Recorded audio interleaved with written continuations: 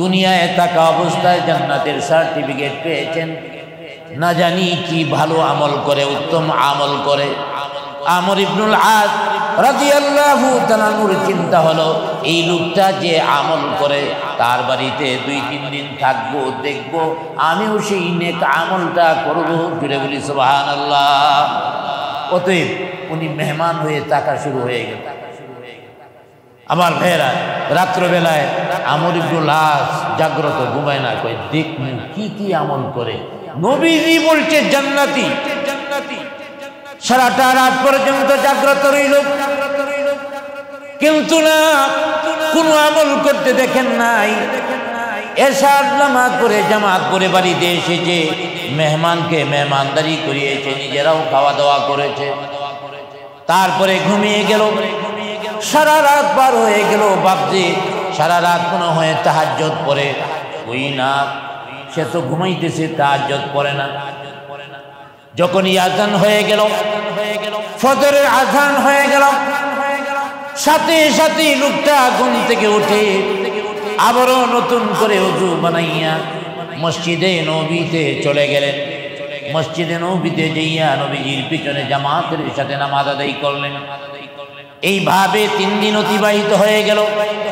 3 দিন অতিবাহিত হয়ে যাওয়ার পর ওই লোকটা চিন্তা করলো, বিশেষ কোনো আমল তো দেখলাম না, তাহলে লোকটা জান্নাতি নবীজি কি আমলের কারণে বলেছেন।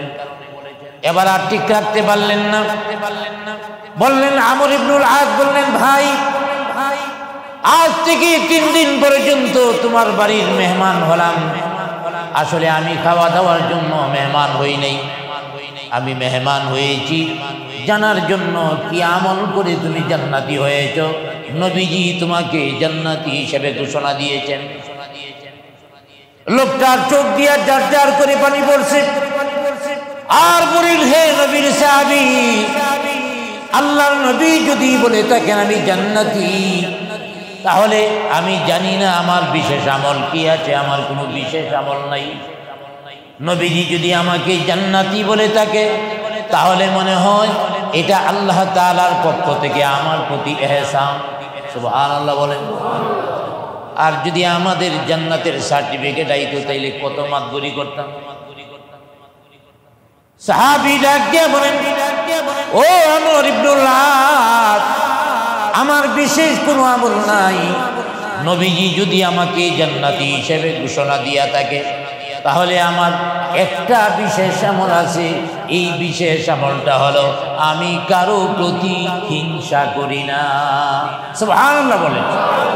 আল্লাহ তাআলা আমার অন্তরটাকে হাসাদ বা হিংসা থেকে পাক সাফ করে দিয়েছেন, যার কারণে আমার সামনে যদি কোনো মানুষ অনেক টাকার মালিক হয়ে যায়, অনেক বড় পদের মালিক হয়ে যায়, আমার অন্তরের মধ্যে বিন্দু মাত্র হাসাদ আসে না।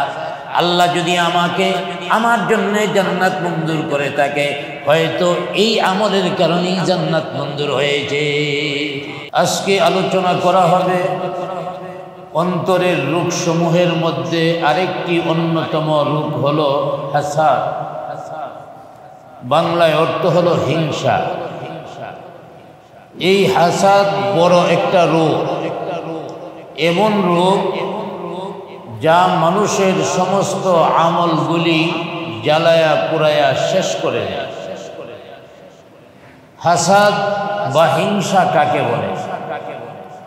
একজন মানুষ অনেক সম্পদের মালিক হয়ে গেল, একজন মানুষ অনেক ক্ষমতার মালিক হয়ে গেল, সম্মানের মালিক হয়ে গেল, আরেকজন এটা সহ্য করতে না পারা, সে মনে মনে চিন্তা করে এই লোকটার সম্পদ নষ্ট হয়ে যাক, এই লোকটার ক্ষমতা নষ্ট হয়ে যাক, এই লোকটার পথ নষ্ট হয়ে যাক। অর্থাৎ মনে মনে আরেকজনের কল্যাণটাকে সহ্য করতে না পারা এবং আরেকজনের কল্যাণটা নষ্ট হয়ে যাওয়ার কামনা করা, এর নাম হলো হাসাদ বা হিংসা। এমন হাসাদ বা হিংসা আমাদের দেশে মনে হয় নাই। আপনারা কি বলেন, আছে না নাই? হাসাদে আমাদের অন্তরটা পরিপূর্ণ হয়ে গেছে। আমাদের অনেকের মনের মধ্যে এই হাসাদটা আছে। যাদের মনের মধ্যে এই হাসাদ থাকবে এদের ব্যাপারে আল্লাহ পাক কোরআনুল কারীমের মধ্যে তিরস্কার করেছেন। হাসাদ যাদের অন্তরে থাকবে তাদেরকে আল্লাহ পাক তিরস্কার করে কোরআনুল কারীমের মধ্যে আয়াত নাযিল করেছেন। আম ইয়াহসুদুনান নাসা আলা মা আতাহুমুল্লাহু মিন ফাদলি। আল্লাহ তাআলা তার অনুগ্রহে মানুষকে যা দান করেছেন তার উপর তারা হিংসা করে। অর্থাৎ আল্লাহ পাক কাউকে কল্যাণ দেওয়াটা পছন্দ করছেন, আমিও পছন্দ করার কে? কিছু লোক আছে আল্লাহর এই সিদ্ধান্তের উপরে সে হিংসা করে, অপছন্দ করে, অর্থাৎ আরেকজনের কল্যাণটা চায় না। আরেকজন কল্যাণ পাইছে, এটা নষ্ট হয়ে যাক এটা মনে মনে চায়, এটাই হাসাদ। তবে এখানে একটা প্রশ্ন হতে পারে, সবার ব্যাপারে হাসাদ ঠিক আছে কিনা? আসলে কিছু কিছু মানুষের বিরুদ্ধে হাসাদ করা ঠিক আছে, কিছু কিছু মানুষের বিরুদ্ধে হিংসা করা ঠিক আছে। কার বিরুদ্ধে? অনেক টাকার মালিক হয়ে গেছে, এই টাকা দিয়ে সন্ত্রাসী বাহিনী বানায়, এলাকায় এলাকায় মানুষের কাছে যায় চাঁদা উঠায়। এর সম্পদ নষ্ট হয়ে যাক এটা কামনা করা যাবে কি যাবে না? অবশ্যই যাবে, বরং এটা কামনা করতে হবে। কারো দ্বারা যদি সমাজের ক্ষতি হয়, মানুষের ক্ষতি হয়, দেশের ক্ষতি হয়, অবশ্যই তার বিরুদ্ধে চিন্তা করা যাবে, কামনা করা যাবে ওর সম্পদ নষ্ট হয়ে যায়। কোন কাফের এমন আছে যার সম্পদ বেশি হয়ে যাওয়ার কারণে এখন ইসলামের বিরুদ্ধে অনেক কাজ করে। শুধু কাফের কেন, কোন মুসলমানও ইসলামের বিরুদ্ধে কাজ করে, আছে না নাই? আমাদের এই বাংলাদেশে স্বার্থের বিরুদ্ধে হলে সবই করতে পারে। অতএব এই লোকটা টাকা পয়সা দিয়া কাফিরই হোক মুসলমানই হোক ইসলামের ক্ষতি করে, দ্বীনের ক্ষতি করে। অতএব এই লোকটার জন্য এই কামনা করা যাবে, আল্লাহ তুমি এর যা দিছ নষ্ট করে দাও, কারণ ওর সম্পদ দ্বারা দ্বীনের ক্ষতি হচ্ছে, ওর সম্পদ দ্বারা ধর্মের ক্ষতি হচ্ছে। অতএব ওর কল্যাণ নষ্ট হয়ে যাওয়ার জন্যে কামনা করা যাবে। অতএব এই হাসাদটা একটা মনের রূপ, অন্তরের রূপ। এই হাসাদ আমাদের দূর করতে হবে।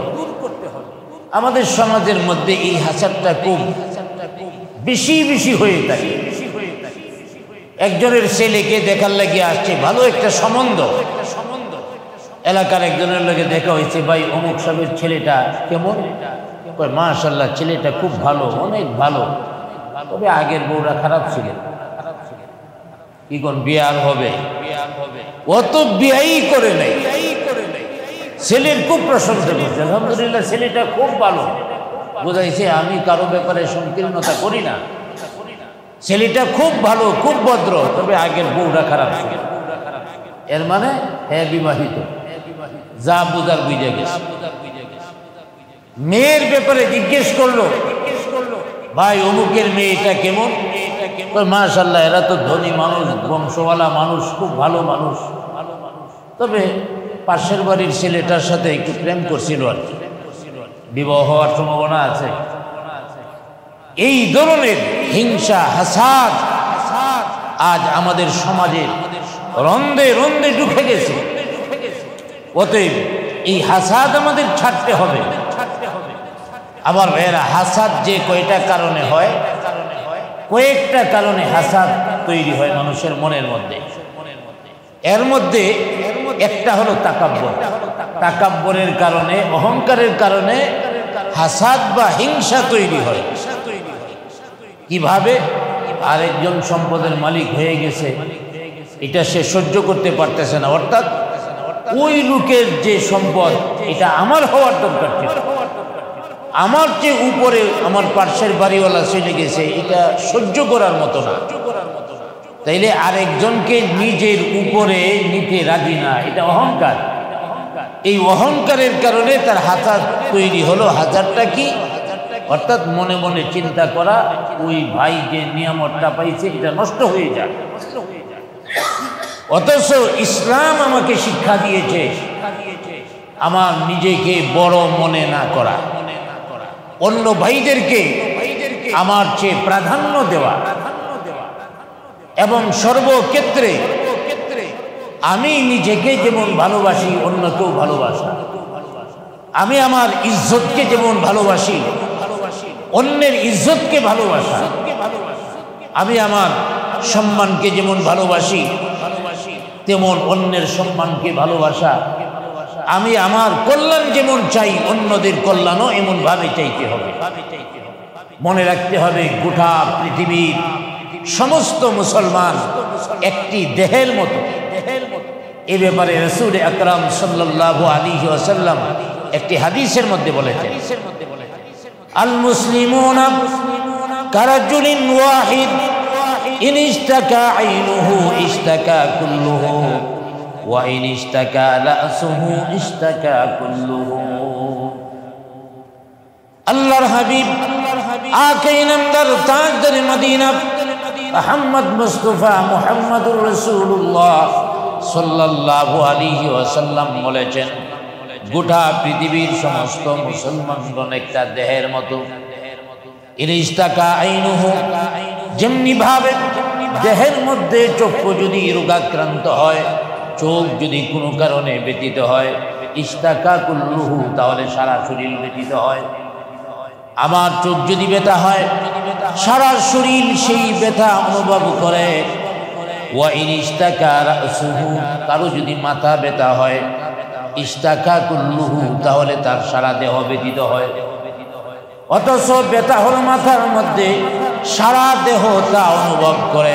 তেমনি ভাবে গোটা পৃথিবীর যেখানেই কোনো মুসলমান থাকুক, ব্যথিত হোক, এই ব্যথায় আমিও ব্যথিত হতে হবে। এটা হলো আমার আদর্শ, এটাই হলো আমার মুসলমানিত্ব, এটাই হলো মুসলমান হিসাবে আমার চরিত্র থাকতে হবে। আল্লাহর হাবিব শিক্ষা দিয়েছেন গোটা পৃথিবীর মুসলমান একটি দেহের মতো।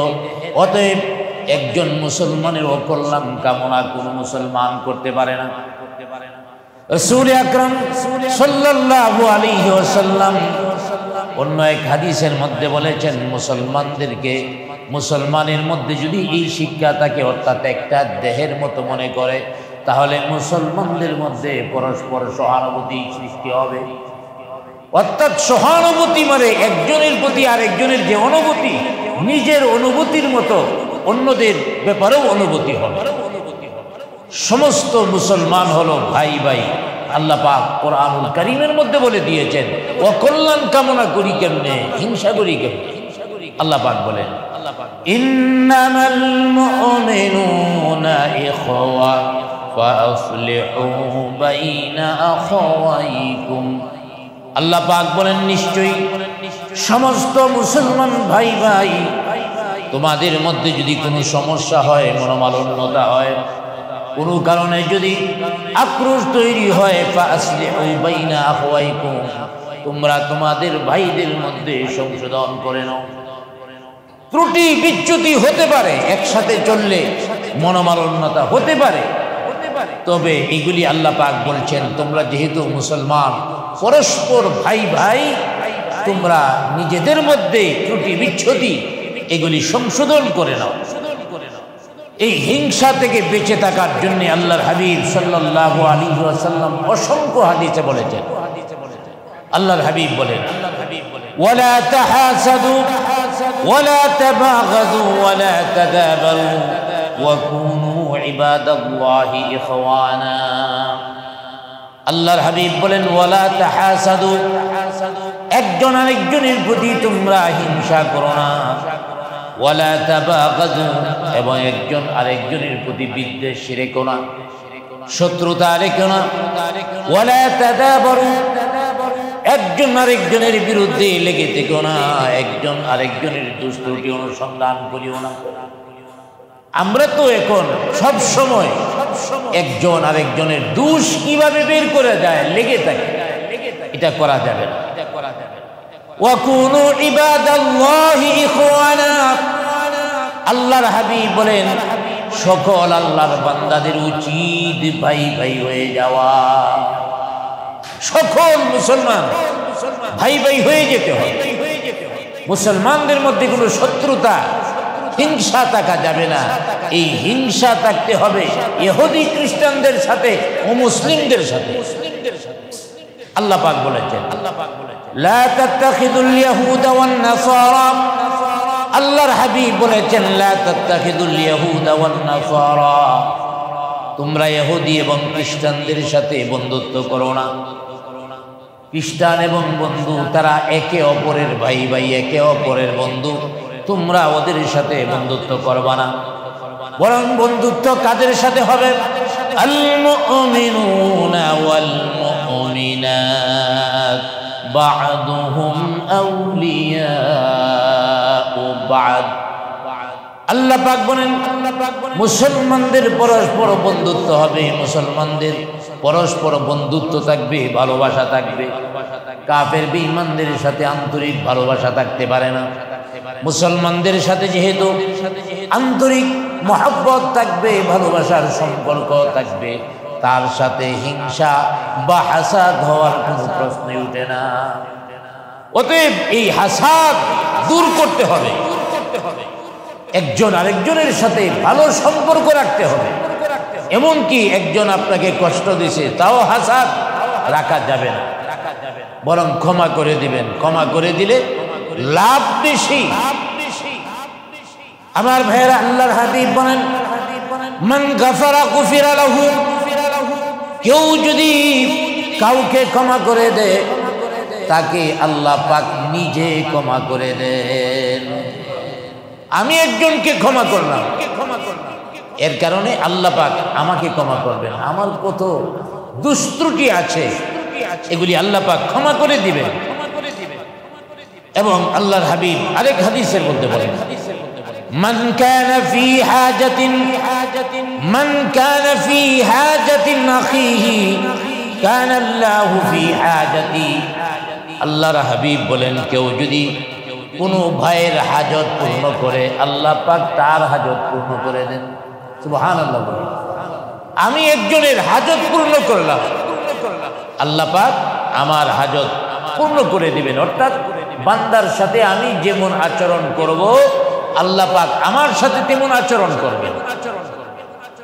আল্লাহর হাবিব অন্য হাদিসের মধ্যে বলেন মান সাতারা মুসলিমান সাতারাহুল্লাহু ফিদ দুনিয়া ওয়াল আখিরাহ।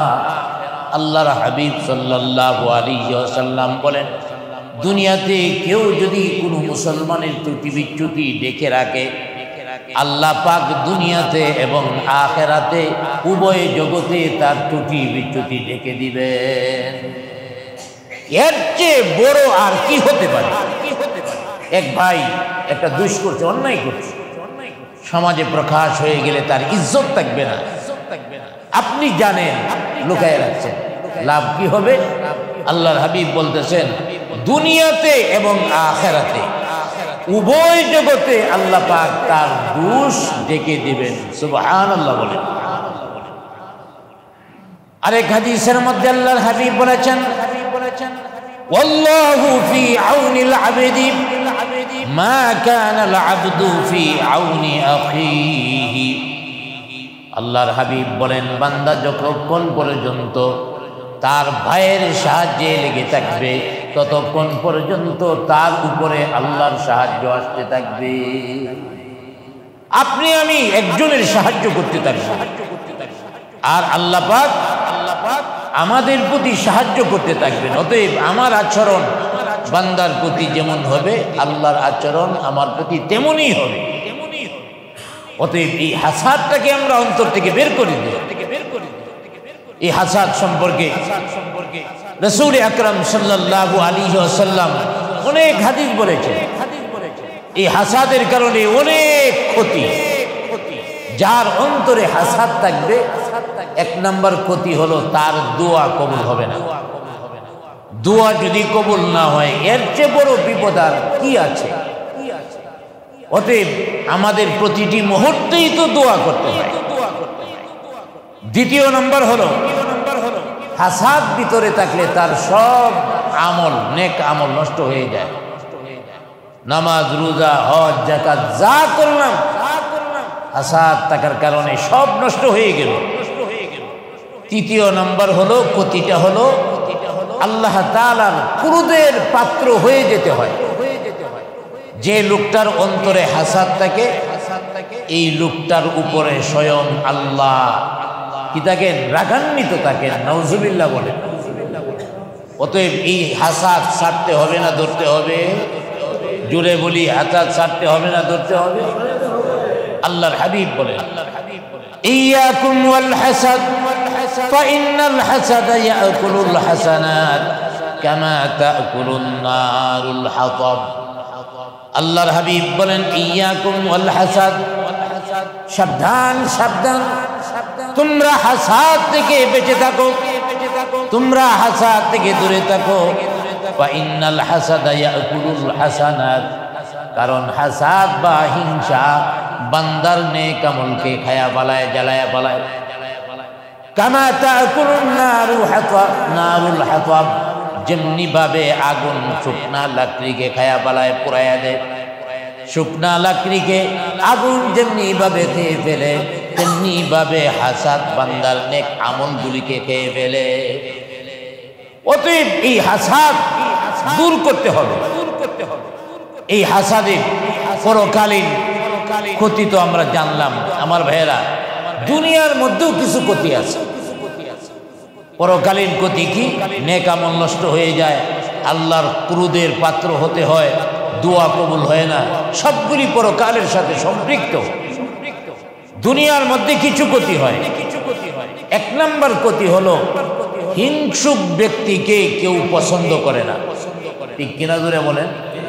কিছু লোক আছে হিংসা করে। দেখবেন মসজিদের মধ্যে আসছে, বসবে, সাইডে দেখে আরেকজন গরিব লোক বসে রয়েছে, নাকটারে ছিটকাইতে থাকে, বলতেও পারে না উঠে যাও গা এখান থেকে, কিন্তু পাশে যে বসছে সহ্য করতে পারতেছে না। এমন হিংসুক লোক আছে না নাই? এক দুনিয়ার ক্ষতি হলো তুমি নাক ছিটকাইতেছো ঠিকই, কিন্তু লোকেরা তোমারে পছন্দ করে না। কেন পছন্দ করে না? নাক ছিটকানোর কেন? আর যদি আইসা বইসা দুই পাশে কে আছে তাকাইলেন, ভাই কেমন আছেন, মুস্কি হাসি দিলেন, সুন্দর চেহারাটা দেখাইলেন, তাইলে উভয়জনের মধ্যে মহব্বত হইল, সোয়াবও পাইলেন। আর এই যে বৈশার নাক ছিটকাইলেন, আপনার চাইরানার লাভ হইল না, বরং ক্ষতিটা কি হইল? দুনিয়ার মধ্যেও লোকেরা তারে পছন্দ করে না, আর আখেরাতের হলো দোয়া কবুল হয় না, আল্লাহর ক্রোধ তার উপরে আসে। হ্যাঁ, এই ধরনের ক্ষতি হয়ে থাকে, দোয়াও কবুল হয় না, নেক আমলও নষ্ট হয়। দুনিয়ার মধ্যেও লোকেরা তাকে পছন্দ করে না। আর দ্বিতীয় নাম্বার দুনিয়ার ক্ষতি হলো সব সময় মনের মধ্যে কষ্ট থাকে। কেন কষ্ট থাকে? হিংসুক তো। দেখছে আরেক বাড়ির পোলার ভালো একটা চাকরি হয়ে গেছে, মনটার মধ্যে জ্বলতেছে, হের পোলার ভালো একটা চাকরি হয়ে গেল, মনের মধ্যে খুব কষ্ট। আচ্ছা, এই যে কষ্ট করতেছে, কষ্টের বিনিময়ে কিছু পাওয়া যাইব? দুনিয়াতে কিছু পাওয়া যাবে, আখেরাতে পাওয়া যাবে? বরং লস, দুনিয়াতেও লস, আখেরাতেও লস। পার্শ্বের বাড়িওয়ালার মেয়েটা ভালো জায়গায় বিয়া হয়ে গেছে, এর কলিজাটা জ্বলতেছে, এমন একটা কাজ হইল, ওর জামাই প্রাইভেট কার দিয়ে আসবে, আমার কেমন লাগবে, জ্বলতেছে, কোনো লাভ নাই, কিন্তু ক্ষতি হইতেছে। অতএব দ্বিতীয় নাম্বার ক্ষতি হলো মনের মধ্যে সবসময় কষ্ট থাকে। আর তৃতীয় নাম্বার হলো মনে কখনো শান্তি আসে না। কারণ দেখে চতুর্দিক থেকেই যেদিকে তাকায় তার সে ভালো অবস্থানে আছে, এখন তার আর ভালো লাগতেছে না। অতএব এই লোকটার শান্তি আর পায় না। এই জন্য হাসাদ অন্তর থেকে ধুয়ে মুছে পরিষ্কার করে দিতে হবে। ফকিহ আবু লাইস সমরকন্দি রহমাতুল্লাহি আলাইহি তিনি একটা কথা বলেছেন যে হিংসার বিনিময়ে কিছুই পাওয়া যায় না, তবে হিংসার কারণে 5 ধরনের ক্ষতি হয়ে থাকে। হিংসার কারণে কিছুই পাওয়া যায় না, ভালো করে মনে রাখবেন। হিংসার কারণে কিছুই পাওয়া যায় না, তবে ক্ষতিটা 5 ধরনের হয়ে থাকে। আবু সমরকন্দি আবু লাইস সমরকন্দি রহমাতুল্লাহ আলাইহি বলছেন 1 নম্বর হলো সব সময় দুশ্চিন্তায় থাকে। আমার সে কেউ উপরে যাইতেছে গা, আমি হইতে পারতেছি না, এই দুশ্চিন্তার মধ্যে থাকে। দ্বিতীয় নাম্বার, যত আমল থাকে এই আমলের বিনিময়ে আল্লাহর কাছে কিছুই পায় না। আর তৃতীয় নাম্বার হলো এর কারণে দুনিয়ার মধ্যে দুষ্করাতে হয়, মানুষেরা তাকে নিন্দা করে, প্রশংসা করে না। আপনি হাসাদের অধিকারী হলেন, কেউ পছন্দ করে না। চতুর্থ নাম্বার হলো আল্লাহ তার প্রতি তার উপরে অসন্তুষ্ট থাকে। পঞ্চম নাম্বার আরেকটা বিষয়, আমরা তো যা করি তৌফিক দেন কে? এই লোকটার জন্য তৌফিকের দরওয়াজা বন্ধ হয়ে যায়। আল্লাহর তৌফিকের দরওয়াজা যদি বন্ধ হয়ে যায় আমাদের জন্য আর কি থাকে? আর এই ব্যাপারে রাসূল আকরাম সাল্লাল্লাহু আলাইহি ওয়াসাল্লাম থেকে একটি চমৎকার হাদিস রয়েছে, বর্ণনা করেছেন হযরতে আমর ইবনুল আস রাদিয়াল্লাহু তাআলা। হযরতে আমর ইবনুল আস রাদিয়াল্লাহু তাআলা হাদিস বর্ণনা করতেছেন যে আমরা একদিন সাহাবায়ে কেরাম সহ মসজিদে নববীতে ছিলাম। হযরতে আমর ইবনুল আস রাদিয়াল্লাহু তাআলা বলেন, মসজিদে নবীতে নবীজির সামনে আমরা বসা ছিলাম। হঠাৎ করে নবীজি বললেন, হে সাহাবীরা, তোমরা লক্ষ্য রাখবা, এখন মসজিদে নবীতে এমন একজন লোক ঢুকবে যার জন্য আল্লাহ পাক জান্নাত ওয়াজিব করে দিয়েছেন। লোকটা জান্নাতি, জান্নাতে যাবে। অতএব সাহাবায়ে কেরাম যে লোকটা ঢুকতেছে এই লোকটার দিকে দৃষ্টি রাখবে কি রাখবে না? সাহাবায়ে কেরাম তার দিকে তাকায় রইলেন, কারণ যে লোকটা এখন প্রবেশ করবে এই লোকটা জান্নাতি। আমি যদি এখন বলি এখন একজন লোক মসজিদে প্রবেশ করবে, কিছুদিনের ভিতরে মন্ত্রী হয়ে যাবে, তাইলে এর দিকে তাকাবে কি তাকাবে না? বরং যারা বেশি সুবিধাবাদী এরা জায়গা থেকে উঠে যায় মুসাফা করবে, কারণ মন্ত্রী হইলে যাতে সুবিধা নেওয়া যায়। সাহাবায়ে কেরাম তাকিয়ে আছে, জান্নাতি মানুষ, সব সাহাবায়ে কেরাম তাকিয়ে রইলেন।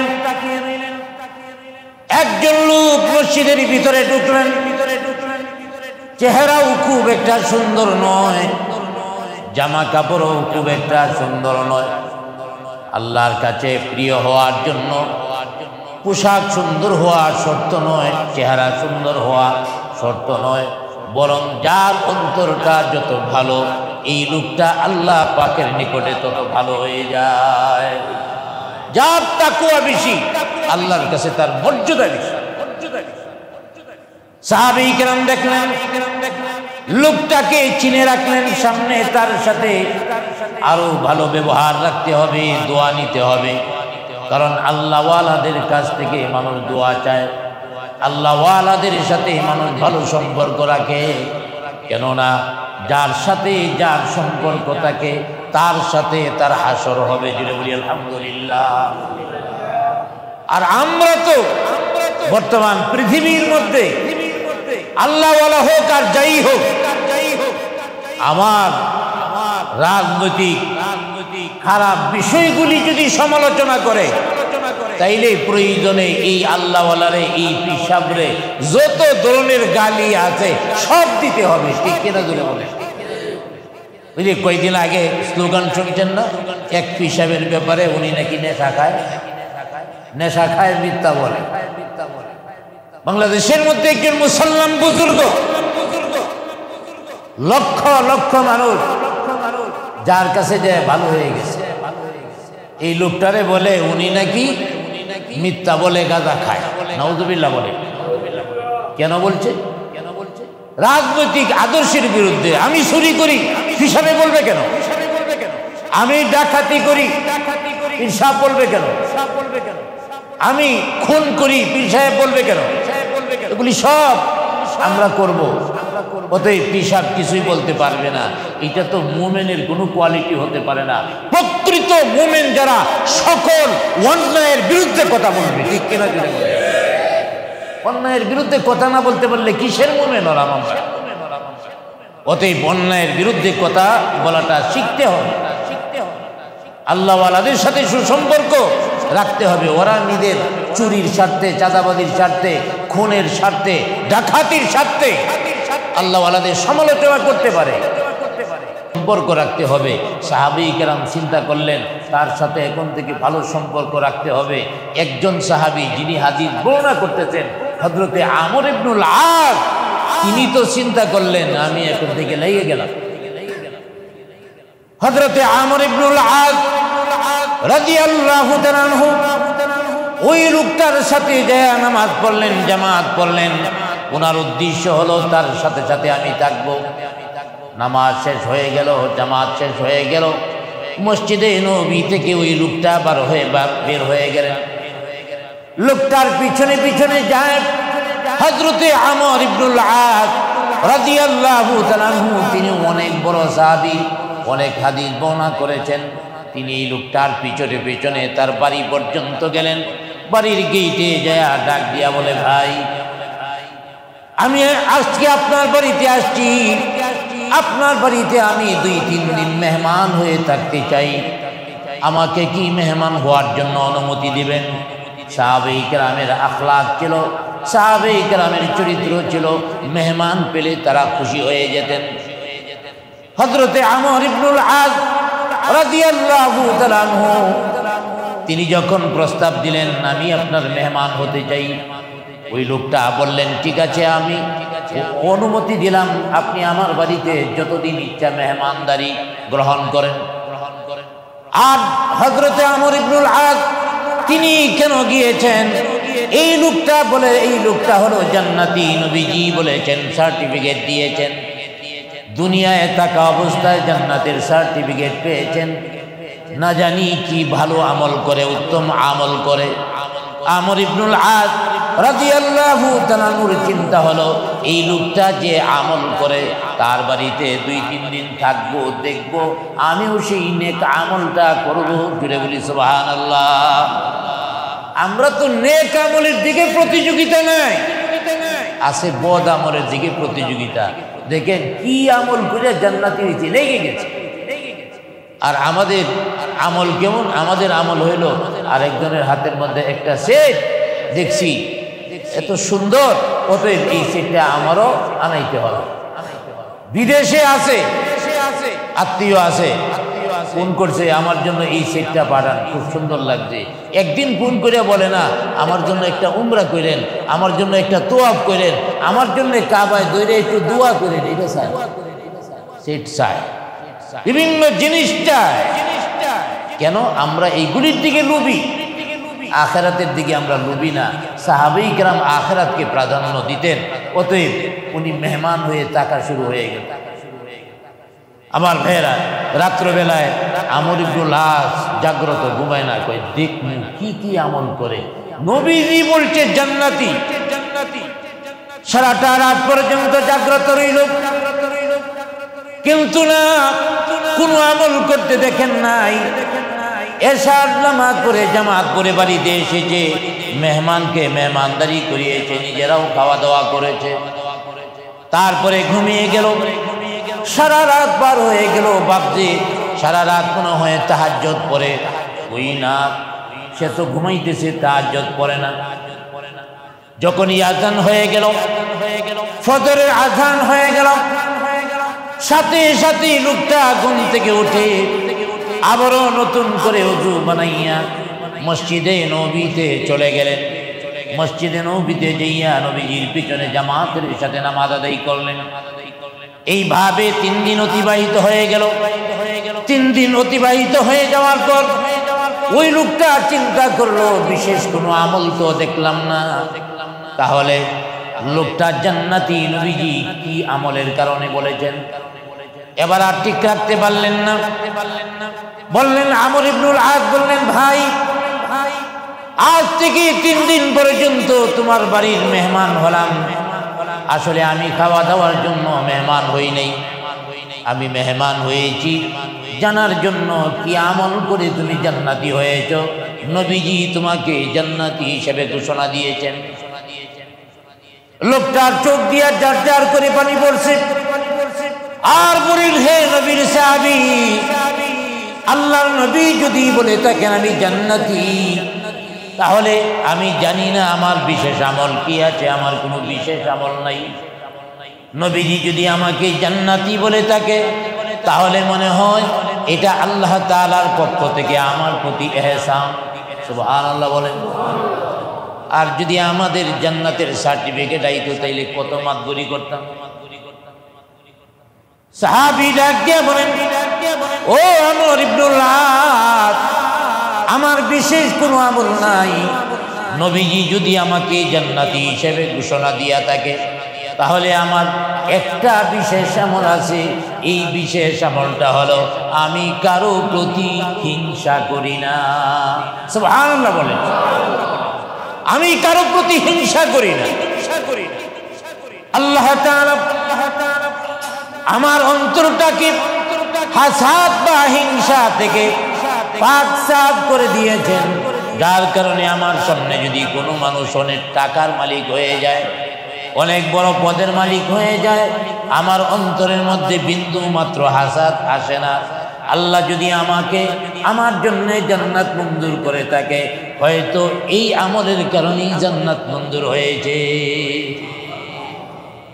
আমার ভাইয়েরা, হযরতে আমর ইবনুল আস যার বাড়িতে গিয়েছেন, যে লোকটা জান্নাতি, এই লোকটা সম্পর্কে হাদিসের মধ্যে আসছে সাআদ ইবনে আবি ওয়াক্কাস রাদিয়াল্লাহু তাআলা আনহু। জুড়ে বলি আলহামদুলিল্লাহ। 10 জন মানুষের সার্টিফিকেট, জান্নাতের সার্টিফিকেট দুনিয়াতে এসে গেছে, যাদের বলা হয় আশারায়ে মুবাশশারা। 10 জন লোক জান্নাতে যাবে। অতএব এই আশারায়ে মুবাশশারার যে 10 জন, এই 10 জনের নাম ঘোষণা করা হয়েছে। এ সারা পৃথিবীর কেউ বলতে পারবে না আমি জান্নাত। আমার ভাইয়েরা, তাইলে বুঝা গেল কি হাসাদ ছেড়ে দিতে হবে। হাসাদ ছেড়ে দেওয়ার কারণে এই সাহাবীর বিশেষ কোনো আমল নাই।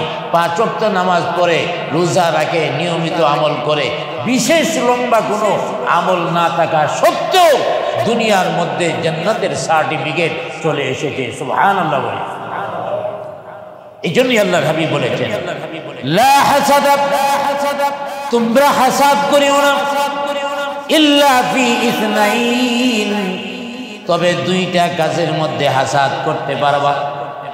এই 2টা কাজের মধ্যে যে হাসাদ করা হয়, এই হাসাদটাকে হাসাদ বলে না, এটাকে অন্য হাদিসের পরিভাষায় গেপ্তা বলা হয়।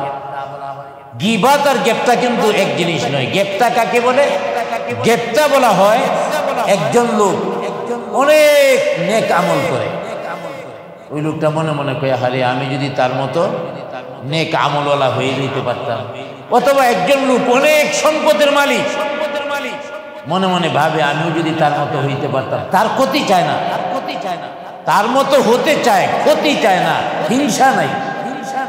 অর্থাৎ আমিও যদি এমন হইতাম, ওই লোকটা অনেক টাকা পয়সার মালিক, অনেক দান খয়রাত করে, আমিও যদি তার মতো টাকা পয়সার মালিক হইতাম, আমিও যদি দান খয়রাত করতে পারতাম। এটার নাম হলো গেপ্তা। গেপ্তার ব্যাখ্যা আরো আসতেছে।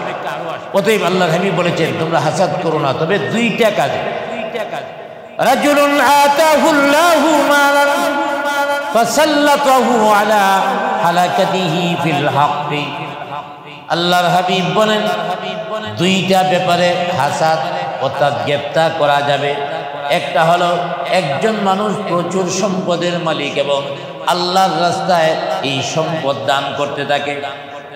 ওয়ারাজুলুন, আরেকজন ব্যক্তি হলো এমন আতাহুল্লাহুল হিকমা, আল্লাহ পাক জ্ঞান দান করেছেন, ফাহুয়া ইয়াকযী বিহা, এই জ্ঞান দ্বারা মানুষের মধ্যে বিচার করে, ইনসাফপূর্ণ বিচার করে, ঘুষখায়া বিচার করে না। ওয়া ইউআল্লিমুহা, এই এলেম অন্যদের শিক্ষা দেয়। এলেম দ্বারা মানুষের মধ্যে বিচার করে, আবার এই এলেম মানুষকে শিক্ষা দেয়। এই দুই ধরনের হাসাদ জায়েজ রাখা হয়েছে। আর এই দুই ধরনের হাসাদকে বলা হয় গ্রেপ্তার। গ্রেপ্তার ব্যাপারে আল্লাহর হাবিব বলেছেন, গ্রেপ্তারটা যে ধরনের হয় শরীয়তের মাসালা এমন হবে, যেমন গ্রেপ্তারটা যদি কাজটা যদি ওয়াজিব হয় তাহলে ওয়াজিব হবে, কাজটা যদি মুস্তাহাব হয় তাহলে মুস্তাহাব হবে। ওয়াজিব কেমন? একজন লোক জামাতের সাথে প্রতিদিন 5 ওয়াক্ত নামাজ আদায় করে, আর একজন লোক জামাতের সাথে নামাজ পড়ার সুযোগ পায় না। এই লোকটা যদি মনে মনে চিন্তা করে, আমার পার্শ্ববর্তী বাড়ির লোকটা 5 ওয়াক্ত নামাজ মসজিদে জামাতের সাথে পড়ে, অতএব আমিও যদি তার মতো পড়তে পারতাম, অতএব এই ধরনের নিয়ত হলো ওয়াজিব। কারণ জামাত যেহেতু ওয়াজিব, অতএব তার এই ধরনের আশা আকাঙ্ক্ষা করা এটাও ওয়াজিব। একজন লোক যদি চিন্তা করেন, পার্শ্বের বাড়িওয়ালা কোটি কোটি টাকার মালিক, মসজিদ মাদ্রাসায় দান করে, দ্বীনি কাজে দান করে, গরিব মিসকিনদের দান করে, অতএব আমারও যদি এমন সম্পদ হয়ে যেত, আমিও যদি এইভাবে দান করতে পারতাম, এইভাবে দান করা মুস্তাহাব। অতএব তার এই আশাটাও মুস্তাহাব, এই আশার কারণে মুস্তাহাবের সওয়াব পেয়ে যাবে। সুবহানাল্লাহ বলি। তাইলে বোঝা গেল এই গ্রেপ্তারটা জায়েজ। আর হিংসা দূর করতে হবে। এখন হিংসা দূর করব কেমনে? হিংসা দূর করার কয়েকটা বিষয় রয়েছে। এই কাজগুলি করতে পারলে হিংসা দূর হয়ে যাইব। আমার ভাইয়েরা, যে কাজগুলি করতে পারলে হিংসা দূর হয়, এই কাজগুলি দরকার আছে না নাই? হিংসা দূর হবে 1 নম্বর কাজ।